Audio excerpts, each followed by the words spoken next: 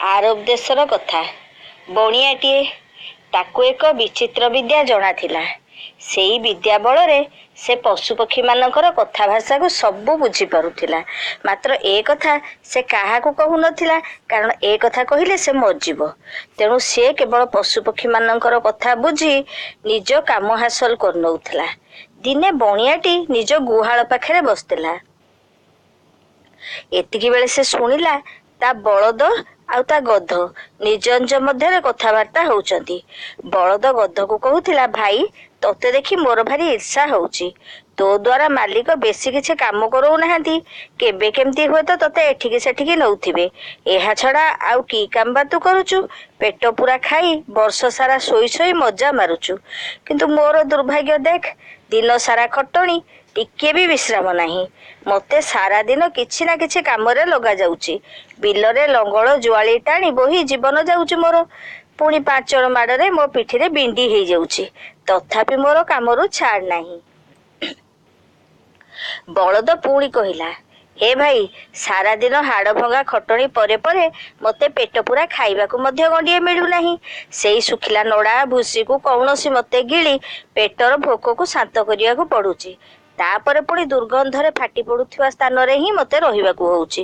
ମାତ୍ର ତୁ କେତେ ଆରାମରେ ନ ରହୁଛୁ, ତତେ ଦେଖି ମୁଁ ଈର୍ଷା ନ କରି ରହିପାରୁନି। ଗଧ ଉତ୍ତର ଦେଲା, ଭାଇ ତମକୁ ଯାହା ମୂର୍ଖ ବୋଲି କହନ୍ତି ସେ କଥା ଠିକ। ଆପଣା ଦୋଷରୁ ହିଁ ମଣିଷ ହାତରୁ ନାନା କଷ୍ଟ ଅପମାନ ପାଉଛ। ସବୁ ସହିବାରୁ ସିନା ତମର ଏ ଅବସ୍ଥା। ଯଦି ତମେ ସାହସୀ ହବ, ତେବେ ତମର କିଏ କଣ କରିପାରିବ? ମଣିଷ ବା ତୁମ ଉପରେ କି ଅଧିକାର ଅଛି? ଗଧ ଟିକେ ଅଟକିଗଲା। ତାପରେ ପୁଣି ଗମ୍ଭୀର ହେଇ କହିଲା, ବଳଦ ଭାଇ, ମୋ କଥା ମାନ। ଏବେ ମୁଁ ଯାହା କହୁଛି ସେଇଆ କର। ଦେଖିବ ତୁମ ଅବସ୍ଥା ନିଶ୍ଚୟ ବଦଳିଯିବ। ଆଜି ମାଲିକର ଲୋକ ତୁମକୁ ଗୁହାଳରେ ବାନ୍ଧିବାକୁ ଆସିବା ବେଳେ ତୁମେ ତାକୁ ସିଂହରେ ଭୁଷି ଦବ। ପଛ ଗୋଡ଼ ଉଠେଇ ନାଟ ମାରିବ, ଲାଞ୍ଜକୁ ଜୋରରେ ପିଟିବ। ଏମିତି କଲେ ଦେଖିବ ତମକୁ ହଳରେ ଲଗେଇବାକୁ କେହି ସାହସ କରିବେନି। ଆଉ ଏଣିକି ତୁମକୁ ଛଣ ଭୁସି ବା ଶୁଖିଲା ନଡ଼ାରେ ମୁହଁ ମାରିବାକୁ ପଡିବନି। ଦେଖିବ ମାଲିକ ନିଶ୍ଚୟ ତମକୁ ଖାଇବା ଜିନିଷ ବଦଳେଇ ଦେବ। ମୋର ଏଇ କଥା ମାନି ଚଳିଲେ ତୁମେ ଜିଣିଯିବ।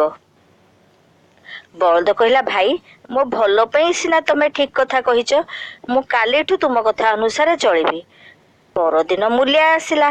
ବଳଦକୁ ହଳରେ ଯୋଚି ବିଲକୁ ନେଇଗଲା। ବିଲରୁ ଫେରି ବଳଦକୁ ଗୁହାଳରେ ବାନ୍ଧିବାକୁ ଯାଉଛି। ଏତିକି ବେଳେ ସିଂହରେ ମୂଲିଆକୁ ଭୁଷି ଦେଲା। ମୂଲିଆଟା ତଳେ ପଡିଗଲାରୁ ବଳଦ ତାକୁ ପଛ ଗୋଡରେ ନାତ ମାଇଲା।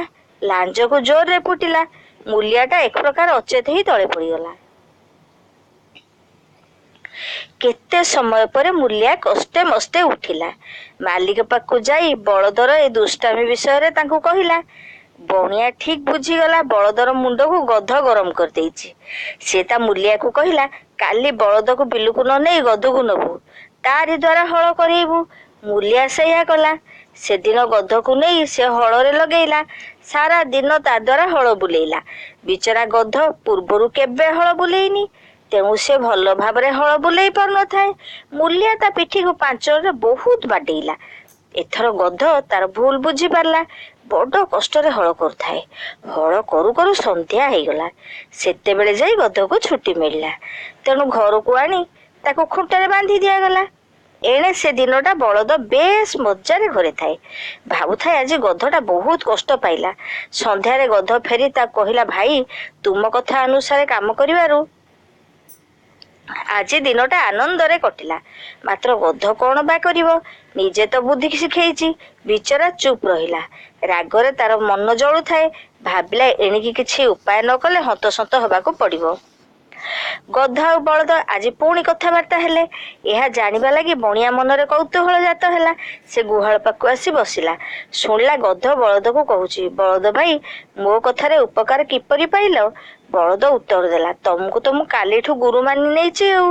ଏଣିକି ସେଇ ଅନୁସାରେ କାମ କରିବି। ତେଣିକି ଯାହା ମୋ ଭାଗ୍ୟରେ ଥିବ ଆଉ। ଗଧ କହିଲା, ଧେତ୍, ଆଉ ଏପରି କାମ କର ନା।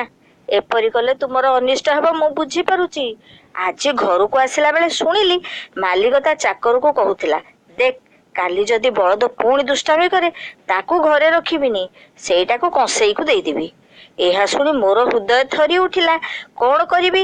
ତୁମେ ତ ମୋର ସାଙ୍ଗ। ଏଣୁ ଖାଉନ୍ଦର ଏ ଗୁପ୍ତ ବିଷୟଟି ତମକୁ କହିଦେଲି, ଏଣିକି ସାବଧାନ ହେଇଯାଅ। ତେଣୁ କାଲି ସକାଳେ କିଛି ଗଣ୍ଡଗୋଳ କରିବନି। ଯାହା ଖାଇବାକୁ ଦିଆହବ ଖାଇଦବ, ଯେପରି ପ୍ରତିଦିନ କାମ କରୁଥିଲ ସେଇପରି କରିବ।